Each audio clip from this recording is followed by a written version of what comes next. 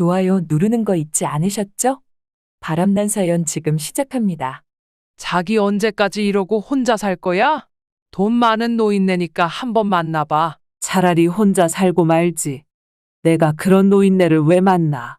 툭하면 꺼내는 저 한마디.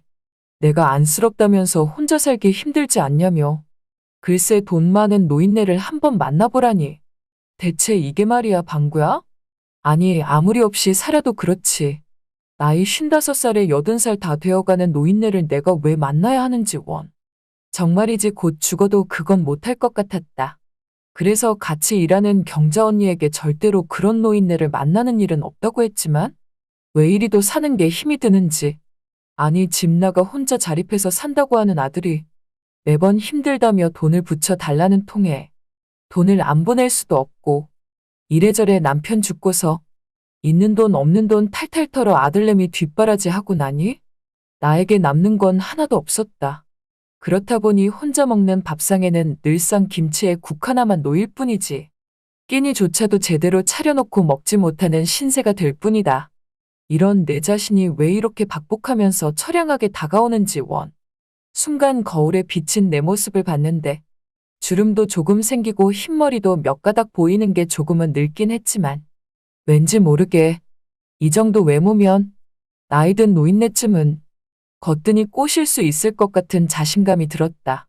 그때 결심했다. 하나뿐인 아들도 혼자 살면서 힘들어하고 나 또한 힘든 삶을 살고 있으니 까짓것 돈 많은 노인네와 선 한번 보고 눈 맞으면 그 노인네의 안사람이 되기로 말이다.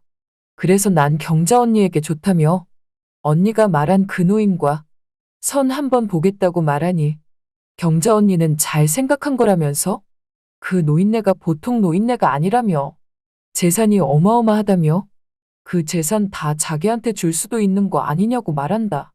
그 순간 선을 꼭 봐야겠다는 의지가 왜 이렇게 불타오르는지.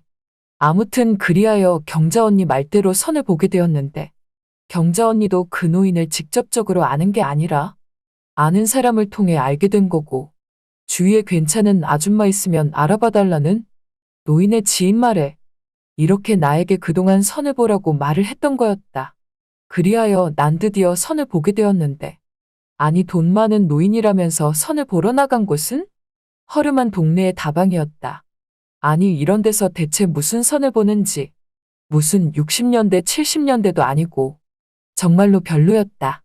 그리고 속으로 생각했다. 누가 나이 든 노인네 아니랄까봐. 고작 선보는 장소를 이런 데로 정했는지 안 봐도 그 노인네 참 촌스럽고 늙은 감성이다 싶었다.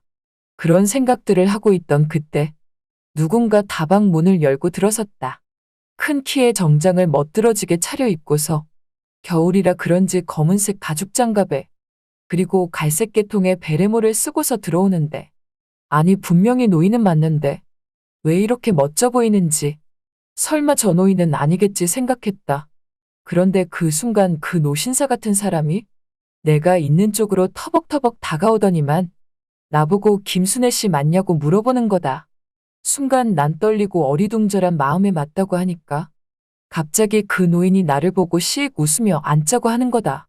그러면서 이렇게 나와주셔서 고맙다고 하는데 아니 정말이지 내가 생각했던 노인네 이미지와 완전 딴판이어서 대체 뭐가 뭔지 모르겠다.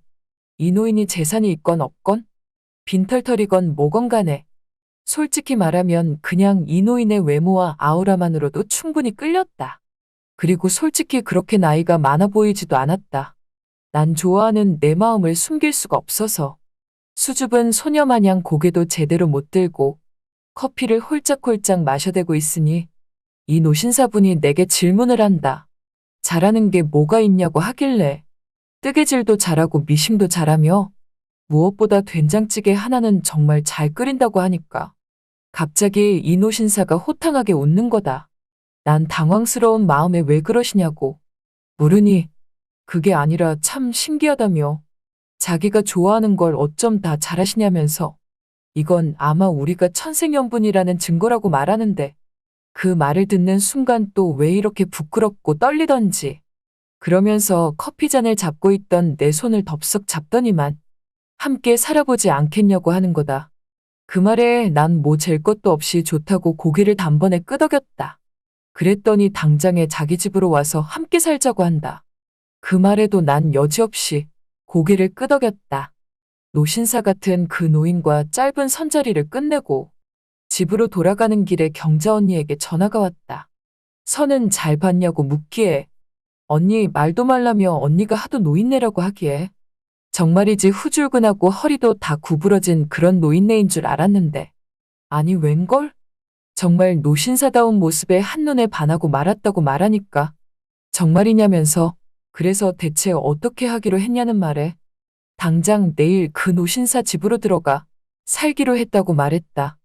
그랬더니 언니가 참 잘됐다며 이제 팔자 제대로 피겠다고 말하는데 난 왠지 모르게 어깨에 힘이 들어갔고 그나저나 언니 덕분에 좋은 짝을 뒤늦게 만나긴 했는데 언니에게 너무나 미안해서 어쩌냐고 하니까 아니라면서 자기가 참 부럽다고 말한다. 그렇게 경자 언니와의 통화를 끝내고 집에 가서 짐 정리를 시작하게 되었다. 분명 어제까지만 해도 국 하나에 김치 하나 꺼내어 홀로 처량하게 밥 먹던 나였는데 아니 짐 정리를 하던 도중 왜 이렇게 콧노래가 나오는지 그럴 수밖에 없는 게 그 노인 재산도 많지. 그리고 외모도 스타일도 너무나 괜찮지. 뭐 하나 빠지는 게 없는 사람이니 콧노래가 절로 안 나올 수가 없었다. 다음 날이 되었고 난 그 노신사가 산다는 동네로 접어들게 되었다. 그런데 뭔가 이상하다. 동네에 있는 집들이 전부 다 달동네처럼 못 사는 집들이 태반이었고 모두 다 오래되고 허름한 집들 뿐이었는데 이런 집들 사이에 그런 재산 많은 노신사분의 집이 있다는 게 왠지 믿겨지지 않았다. 하지만 뭐 좀 더 가다 보면 괜찮은 집이 나오겠지 생각이 들었다. 어느덧 찾고 찾아서 그 노신사 집 앞에 다다르게 되었는데 아니 근데 이게 뭐야? 분명히 재산 많은 노인네라고 했는데 주소를 전해받고 찾아간 집은 다 쓰러져가는 허름한 집이었다. 난 조심스레 문을 두들겼는데 대꾸가 없다. 난 내가 잘못 찾아왔나 싶어 쪽지에 적힌 주소와 문 앞에 적힌 주소를 몇 번이고 대조하며 봤지만 이 집이 분명 맞았다.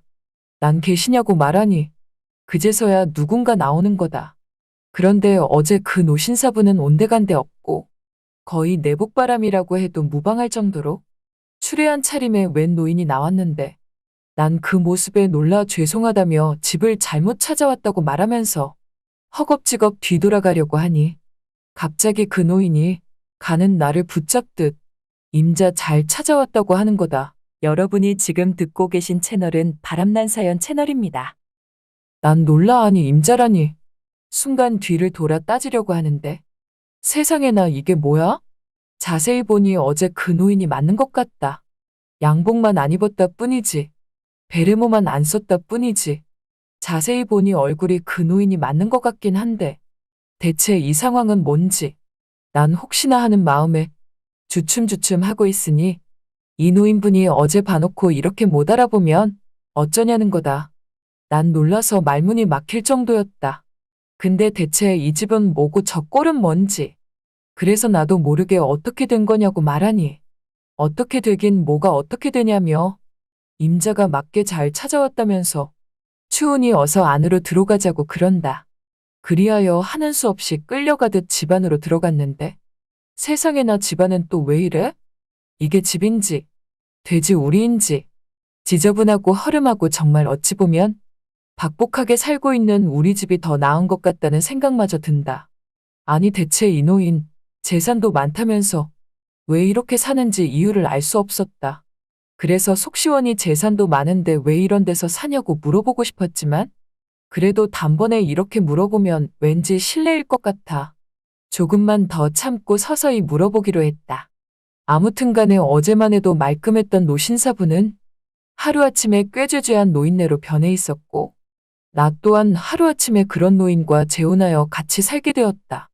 노인은 나에게 시장하지 않냐고 하길래 난 그렇다고 하니까 그럼 임자가 왔으니 임자가 밥 좀 차리란다. 이 집에 대해 잘 알지도 못하는데 오자마자 난데없이 밥 좀 차리라는 말에 당황스러웠지만 그래도 뭐 알았다고 그랬다. 그리하여 냉장고 쪽으로 다가갔는데 아니 이게 뭐야? 냉장고도 좋기 30년은 된 것 같다. 그리고 또 주방이라고 할 것도 없이 냉장고 하나, 가스레인지 꼴랑 하나 이게 다다. 난 놀란 마음이 진정이 안 됐다. 노인은 나에게 임자 밥 아직 멀었냐는 말에 난 조금만 기다리시라며 냉장고 문을 열었는데 아니 이건 또 뭐야? 김치통에 배추김치 하나 꼴랑 들어가 있다. 난 그래서 그 노인에게 다가가 냉장고엔 김치밖에 없다고 하니까 왜 김치만 있냐며 저기 좀 보라고 말을 한다. 그래서 어디를 보라는 거냐고 물으니 밥상 놓을 천장 좀 보라며 굴비가 매달려 있지 않냐고 하길래 난 노인 말대로 밥상을 놓을 천장 쪽을 바라보니 그곳은 다 썩어가는 굴비 하나가 대롱대롱 매달려 있다. 그래서 난 저건 왜 그런 거냐고 물으니 왜긴 왜냐며 김치 한 점 먹고 굴비 한 번 쳐다보면 굴비 먹은 거나 다름이 없다고 그런다. 아니 저건 예전에 자린고비 이야기에서나 나오는 게 아닌지. 그런데 진짜로 저런 자린고비가 있었다니. 아무리 돈이 많으면 뭐 하겠는지 원. 저런 구두쇠 같은 노인과 같이 살다가 정말이지 스트레스 엄청 받고 영양실조까지 걸릴 판 같았다. 난 안 되겠다 싶어. 일단 김치에 밥상을 내온 뒤 억지로 한술 뜨며 노인에게 말했다.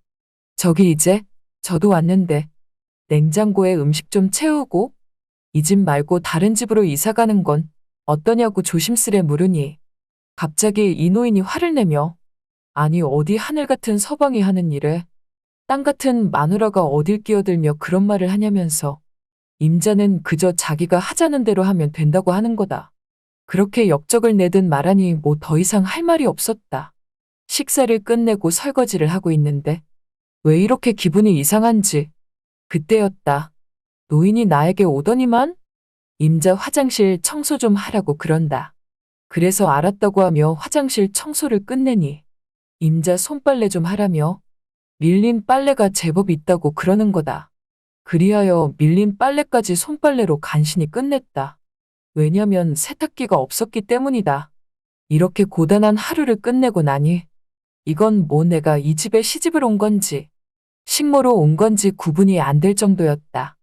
난 안 되겠다 싶어. 그 노인에게 속 시원히 말했다. 아니 재산도 많으신데 왜 이러고 사시냐며. 이렇게 살면 난 도저히 같이 못 산다고 하니까 갑자기 노인이 재산이라니 무슨 말이냐고 그런다. 아니 돈 많으신 거 아니냐고 하니까 자기가 정말 재산이 많은 것처럼 보이냐며.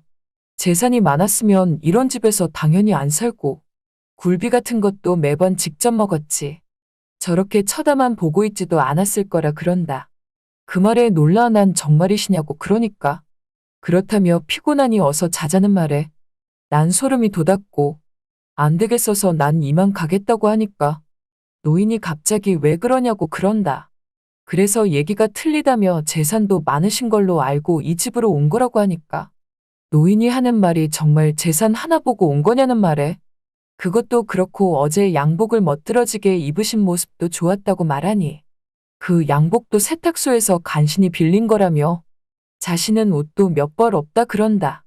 그런 말까지 들으니 아니 대체 이게 다 뭔가 싶었다. 왠지 사기를 당한 것 같았고 난 안 되겠다 싶어 허겁지겁 그 집을 나왔다. 그리고 당장에 경자 언니에게 전화를 걸었다. 언니가 말한 그 노인 정말 재산 많은 노인이냐고 물으니 솔직히 재산이 많은 건지는 누구 하나 확인한 사람이 없다 그런다.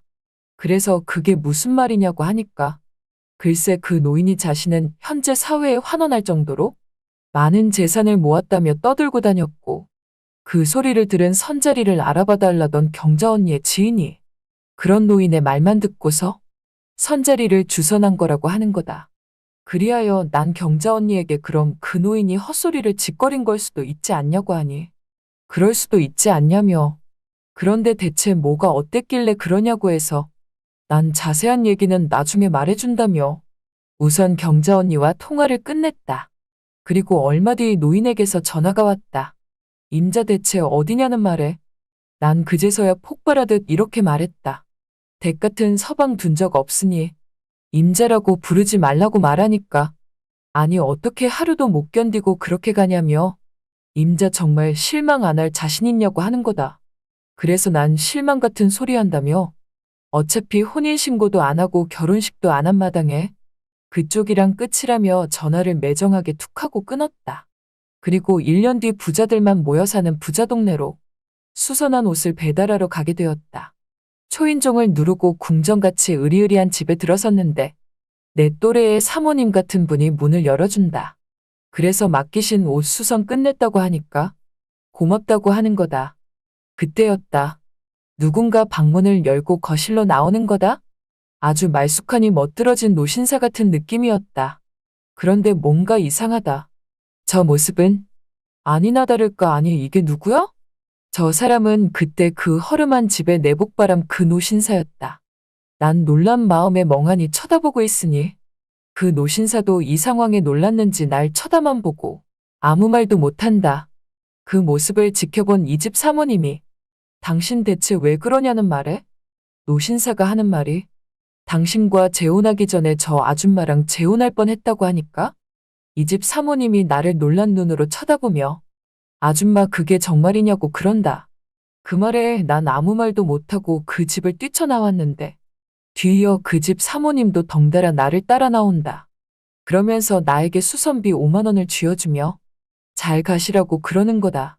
난 궁금함에 대체 재혼은 언제 하신 거냐고 물으니 재혼한 지 1년도 채 안 됐다며 자신도 저런 집에서 살게 될 줄은 꿈에도 몰랐다는 거다.